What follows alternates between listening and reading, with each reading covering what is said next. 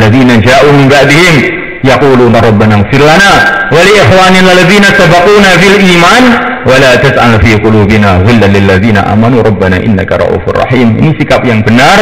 Ya Allah, ampunilah kami dan ampunilah orang-orang yang mendahului kami dalam iman. Maka Imam Malik radhiyallahu anhu mengatakan, kalau orang itu sudah membenci pendahulu-pendahulu dalam agama ini, menunjukkan dia ini sudah arahnya akan sesat, katanya. Karena agama itu datang pada kita melalui pendahulu-pendahulu kita.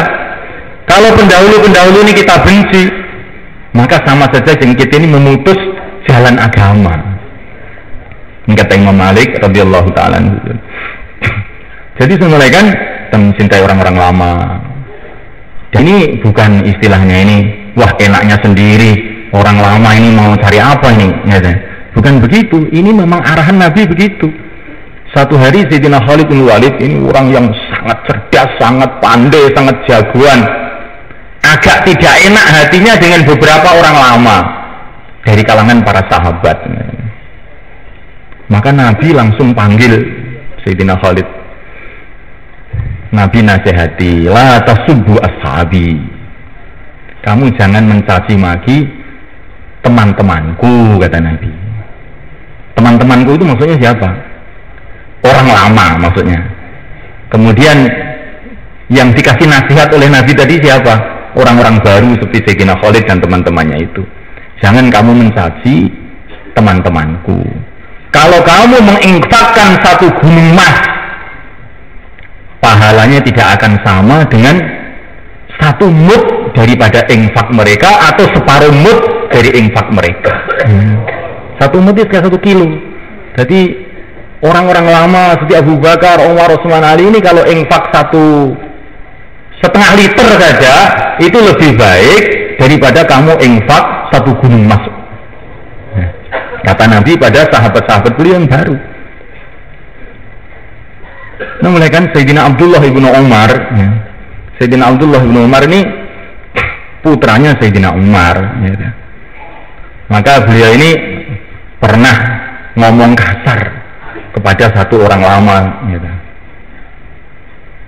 Entah siapa, Abu Musa al-Asy'ari atau siapa, itu orang lama lah, lupa itu dalam Hayatus Sahabah. Maka Sayyidina Umar radhiyallahu mengatakan, ini anak saya telah mencaci orang lama, mencaci orang tua, maka besok dia akan saya hukum, saya potong lidahnya, katanya. Ini betul, bukan main-main, katanya. Sehingga para sahabat geger, wah kawan Umar ini kalau ngomong beneran ini nanti, gitu. Ini lidahnya Abdullah akan potong besok ini. Maka sahabat-sahabat datang, ya Amirul Mukminin, jangan, dia ini ya sekedar, jangan sampai begitulah dihukum sampai begitu. Biar kapok dia, katanya. Setelah sahabat-sahabat pada membela semua Abdullah ini, baru dibatalkan itu hukuman oleh Sayyidina Umar. Jadi maknanya sebenarnya kan mencaci maki orang tua, mengkritik orang tua ini bukan menjadikan satu kebaikan, nanti jadinya itu malah fitnah, ya kan? Jadinya fitnah. Maka Imam Ahmad bin Hanbal mengatakan, al-amir az-zalum khairun min fitnatin tadum. Pimpinan yang zalim lebih baik daripada kekacauan yang terus menerus. Pimpinan yang zalim lebih baik daripada fitnah kekacauan yang terus menerus, kata Imam Ahmad bin Hanbal radhiyallahu ta'ala. Bukan hanya itu saja, kita harus menghormati orang tua dari segi umur pun. Orang tua dari segi umur, orang tua dari segi ilmu, orang tua dari segi dakwah, semua mesti kita hormati. Insya Allah kita niat mulai. Baru ini kita ini menjalankan dakwah dengan tertib yang benar. Dakwah dengan tertib yang benar. Nah ini kalau saya harus menghormati orang tua, umur dihormati, orang tua ilmu dihormati, orang tua dalam dakwah dihormati. Lah saya ini bagian apa kalau begitu? Kamu bagiannya nanti dihormati para malaikat di surga Allah SWT. Kamu akan dihormati Rasulullah, dirangkul di padang mahsyar nanti. Kita nggak usah cari kehormatan di dunia ini. Ini usaha agama untuk mencari kehormatan di akhirat, bukan untuk mencari kehormatan di dunia. Di dunia ini kita ini maunya menghormati orang saja. Bahkan Nabi pesan lagi secara khusus, bukan hanya menghormati orang ahli ilmu, menghormati orang tua, menghormati orang-orang lama. Ini semua ada hadisnya, kan? Bahwa beliau memerintahkan kita untuk menghormati secara khusus orang-orang yang ada hubungan nasab dengan Nabi. Taraktu fikum tsaqalain dalam hadis Muslim. Nabi menyuruh kita untuk menghormati anak cucu beliau, para habaib-habaib, para sayyid-sayyid. Ini bagian dari perintah Nabi juga. Termasuk mencintai orang Arab. Mencintai orang Arab tanda keimanan, membenci orang Arab tanda kemunafikan dalam itu hadis. Karena orang Arab itu bagaimanapun juga amburadul, tidak karuan namanya, tapi tetap dia ini ada hubungan dengan Nabi dari segi darahnya, semuanya. Maka kita sebagai orang iman tidak melihat amburadulnya orang Arab, tidak melihat itu. Yang kita lihat dia ini ada nasab dengan Nabi, ada hubungan dengan Nabi. Maka pada waktu istimak di Raiwin, kan, Syekh Namul Hasan di majelisnya orang Arab, mencintai orang Arab itu bagian dari iman, katanya beliau. Orang tambah imannya meningkat, maka dia akan tambah mencintai orang Arab. Memuliakan Allah SWT. Maka ini kita belajar sikap kita ini tidak mengikuti nafsu kita, mengikuti agama, baru itu nanti benar sebenarnya. Dan kita mencintai dan menghormati seluruh orang Islam, siapa saja dia, tanpa memandang bulu keadaan dia. Syekh Abdul Wahab Asy'arani beliau mengatakan, minimalnya menghormati orang Islam itu harus kita memandang setiap orang Islam itu seperti kita memandang seorang calon raja, kata beliau. Karena semua orang Islam ini kalau mati dalam keadaan Islam akan jadi raja di surga. Maka ini calon raja, walaupun belum jadi, ya. Mungkin juga tidak jadi, tapi calon, ya. Namanya calon presiden, walaupun nggak jadi tetap, oh ini calon presiden. Nah, orang itu menghormati, sebenarnya. Nah, orang Islam ini kalau mati dalam keadaan Islam, calon jadi, gitu dah. Calon jadi raja di surga Allah. Kita hormati semua. Nah, kalau begitu menghormati orang, tak begitu. Iya, ya itu amalan kita, ya kan. Pokoknya kerjanya menghormati orang, ya kan. Karena Allah, bukan karena orangnya. Kalau menghormati orang karena orangnya ini nggak ada nilainya, semuanya. Hadirin memuliakan Allah Subhanahu Wa Taala. Jadi kita husnudzon kepada Allah, husnudzon kepada umat, memuliakan Allah. Kemudian memuliakan Allah Ta'ala, yang lebih penting lagi memuliakan dalam kerja yang mulia ini, bagaimana kerja semata-mata karena Allah. Karena dalam satu hadis ini Maulana Zubair sering dalam setiap selesai musyawarah beliau menyampaikan hadis ini. Termasuk awal-awalnya orang yang akan dimasukkan neraka adalah seorang pejuang yang tidak ikhlas. Ditanya oleh Allah, kenapa kamu berjuang? Saya berjuang untuk meninggikan kalimahmu, hai Tuhan. Bohong. Kamu berjuang supaya kamu dikatakan pejuang. Akhirnya diseret ke neraka. Kemudian yang kedua, orang alim, malaikat, masya Allah. Maka Maulana Zubair setiap membaca hadis ini mesti beliau menangis.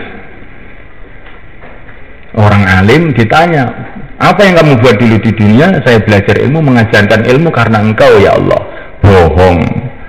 Kamu belajar ilmu, mengajarkan ilmu karena supaya dikatakan alim, diseret ke neraka. Kemudian yang ketiga, dermawan. Apa yang kamu buat dulu? Saya telah menginfakkan harta saya fisabilillah untuk agama engkau. Bohong. Kamu dermawan, kamu menginfakkan harta kamu supaya dikatakan kamu seorang dermawan. Maka para ulama lah, kalau pejuang, orang alim, dermawan itu nasibnya kayak begitu. Terus bagaimana nasib kita ini, semuanya kan? Kalau kita tidak ikhlas, ya. Maka kita ini menentukan ngecek amalan kita. Dan ikhlas ini rahasia, semuanya kan? Yang tahu hanya Allah SWT sendiri. Sirun baini wa baina abdi, u'tihi man syi'tu min ibadi. Ini ikhlas itu rahasia antara aku dengan hambaku yang aku berikan kepada siapa saja yang saya kehendaki. Jadi ikhlas itu rahasia.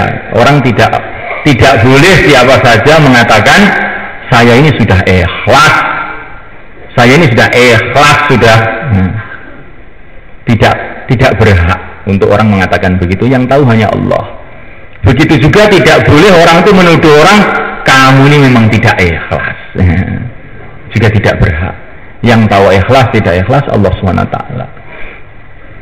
Memulaikan Allah Ta'ala, teman-teman kita dalam perjuangan ini macam-macam orang. Ada yang pengorbanannya besar, ada yang pengorbanannya kecil, ada yang pengaruhnya besar, ada pengaruhnya kecil. Kita semua kita hormati. Kita tidak tahu mana yang paling mulia di sisi Allah. Nabi dalam hadis Muslim mengatakan sebaik-baiknya orang tabi'in generasi setelah sahabat adalah Uwais Al-Qarani. Uwais Al-Qarani orang lahir sejak zaman Nabi, tapi beliau tidak sempat ke Madinah karena khidmat ibunya. Tapi Nabi selalu cerita mengenai Uwais Al-Qarani. Sebaik-baiknya orang tabi'in Uwais Al-Qarani. Nanti kalau dia datang ke Madinah, kamu minta supaya istighfar dia untuk kamu, kata Nabi kepada Abu Bakar dan Umar. Akhirnya datang betul ke Madinah. Padahal Uwais Al-Qarani dari segi zahir tidak potensial, kan?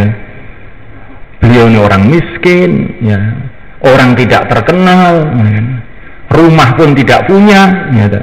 Beliau ini sering duduk di pinggir kali saja. Uwais Al-Qarani itu. Beliau ini senantiasa ikut dalam perjuangan-perjuangan para sahabat. Tetapi beliau ini tersembunyi sehingga nggak ada yang tahu.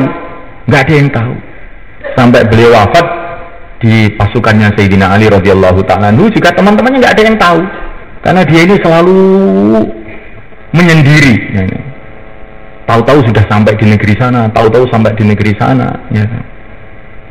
Kata Nabi ini khairut tabi'in, sebaik-baiknya orang tabi'in. Jadi kita menilai itu, kita nggak tahu bagaimana Allah menilai itu, kita nggak tahu. Mungkin orang yang kita lihat ini Masya Allah lemah, ya, dan sebagainya, tidak potensi, tidak ada punya kekuatan apa-apa, justru itu di sisi Allah itu sebaik-baiknya orang. Kita tidak tahu, maka kita tidak boleh menilai orang. Nanti aja kalau sudah di padang mahsyar, ada pengumuman di sana siapa yang terbaik lah, baru kita boleh ikut.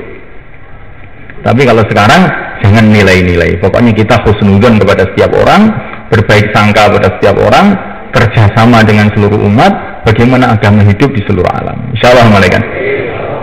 Saya kira itu yang bisa saya sampaikan malaikat Allah Ta'ala. Insyaallah kita akan doa sama-sama supaya pertemuan kita ini diterima oleh Allah SWT. Dan kita pulang, mulai kan bukan niat pulang, qaflatun ka ghazwah, pulang tapi seperti berangkat.